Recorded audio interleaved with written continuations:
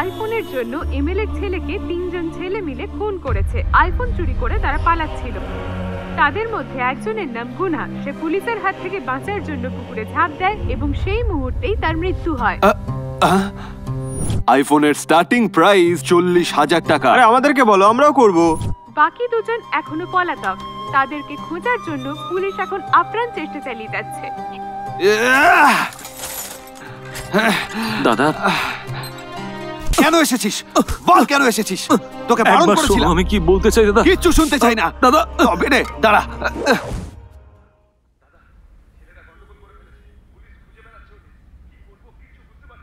বাজারে আয়। কিরে, কালকে তো দেখতে পেলাম না। কাল রাতে কি করছিলি? আরে দাদা, রাতে পার্টি করছিলাম।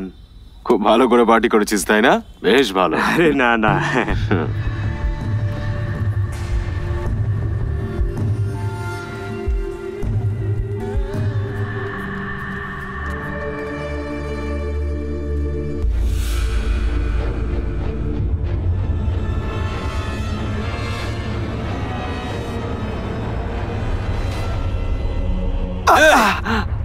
কিরে, তোর বুদ্ধি নেই নাকি?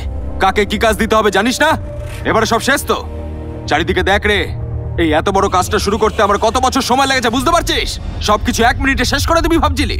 তোকে আমি আগেই বলেছিলাম, যারা আমাদের কথা শুনবে এরকম ছেলেদের কাজে নে। এরকম নিজেদের ইচ্ছে মতো কাজ করবে, তাদের কি লাভ নিয়ে? তাদেরকে অন্য কোনো কাজে ঢুকিয়ে দিলেই তো হয়। দেখ, গত মাসেই 6 জনকে তুলে নিয়ে গেছে। ওদের সাথে কি করেছে তুই জানিস না?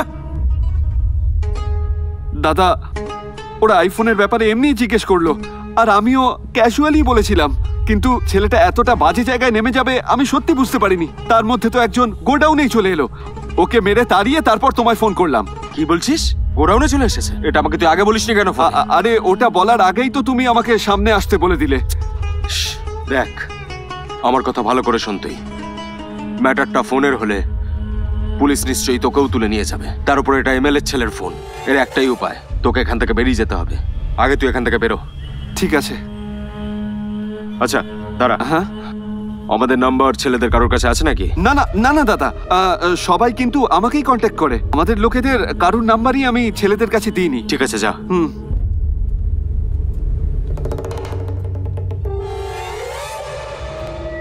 দাদা, যে করেই হোক আর 1 ঘন্টার মধ্যে পুলিশ ওকে তুলে নেবে। তারপর পুলিশ এখানেও চলে আসবে। তারপর আমাদের সব খেলা শেষ হয়ে যাবে। তুই বরং একটা কাজ কর, বুঝলি? শেষ করে দে ওকে। এই এলাকায় শোন না, আমাকে রামহাট একটু ছেড়ে দিবি?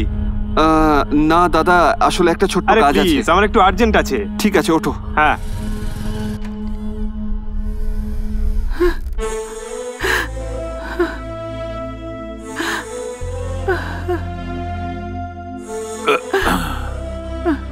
এখনো খাওনি তুমি? এইভাবে কিচ্ছু না খেলে তোমার শরীরের কি অবস্থা হবে একবার ভেবে দেখেছো? খিদে নেই। থানায় গিয়ে জিজ্ঞেস করে দেখলাম, ওরা কোনো খবরই দিতে পারলো না। এখনো ছেলের কোনো খবর পাইনি আমি। সবাইকে জিজ্ঞেস করে দেখলাম, কেউ কিচ্ছু বলতে পারলো না। আমার কিন্তু এখনো সম্পূর্ণ বিশ্বাস আছে আমাদের ছেলে দোষ করবে না। কিন্তু না, তোমাকে আমি এরকম দেখতে পারি না। এরকম দেখলে আমার খুব কষ্ট হয়।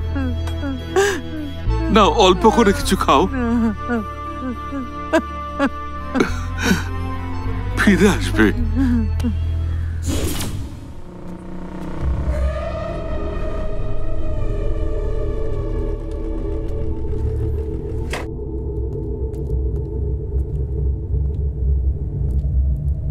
স্যার,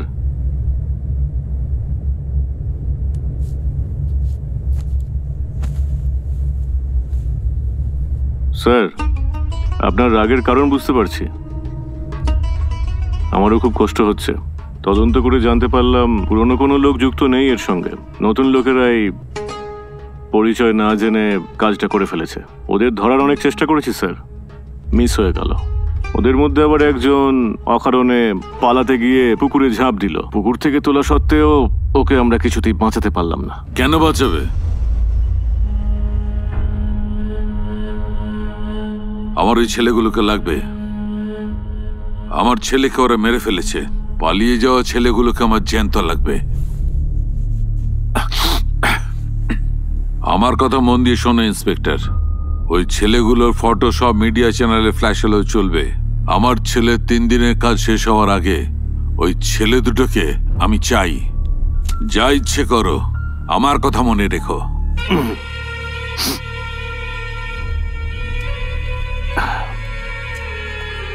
দাদা, এর ওপর ঠিক ভরসা করা যাচ্ছে না। এ কি ভাইয়ের ব্যাপারে কিছু করতে পারবে? ডিপার্টমেন্টের সবচেয়ে দক্ষ লোক কেসটা আগেই শেষ করবে।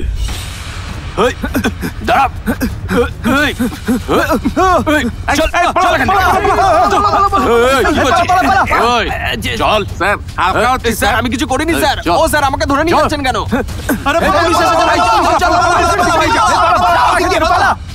আমার ছেলেকে আমার কাছে এনে দাও মা। আমার ছেলেকে আমি দেখতে চাই, কিন্তু ও আমার কাছে আসতে পারছে না। পুলিশ বাড়ি ঘিরে রেখেছে। পুলিশ কি করছে, কখন আসছে, কিচ্ছু বুঝতে পারছি না মা। আমি ওকে না দেখে থাকতে পারবো না।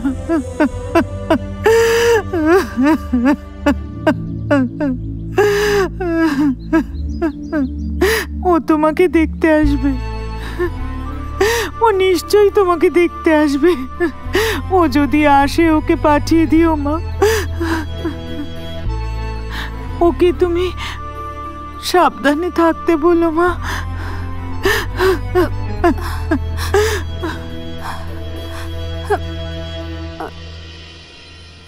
ওই ওই কি করেছিস তোরা?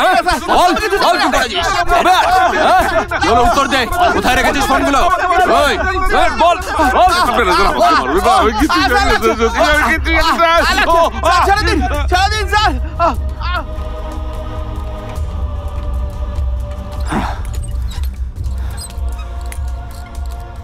স্যার, এদের মেরে আধমরা করে দিয়েছি, কিন্তু তাও মুখ খুলছে না স্যার। আমার মনে হয় এরা কিছু জানে না স্যার। স্যার, ওদের মা বাবারা এসেছিল, ওরা ঝামেলা করার আগে ছেলেগুলোকে ছেড়ে দিই। ছেলেগুলোর ফোন পেয়ে গেছি স্যার। এই কুট্টি, গুনা, ওদের ফোনগুলো আমরা পেয়ে গেছি স্যার, কিন্তু ওই জনির ফোনটা আমরা এখনো পাইনি স্যার। কি রে, কোথায় তুই?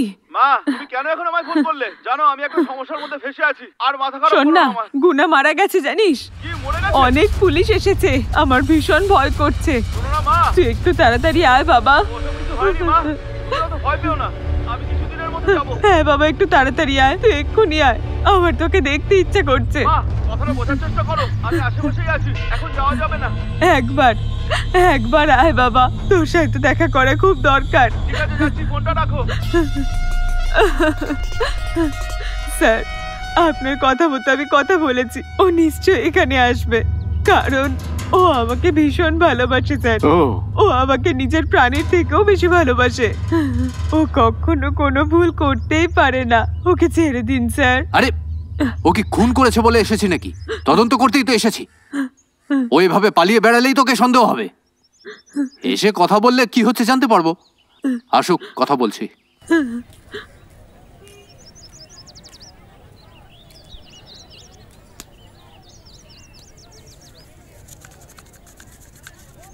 এই পুলিশ আছে, যা যা, পালা পালা, পালিয়ে যা। ওকে ওকে।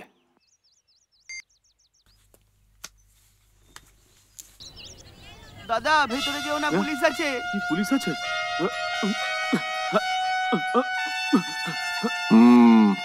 এখানকার এরিয়াতেই আছে যখন, আসতে তো সময় লাগছে কেন? ফোন করে দেখো।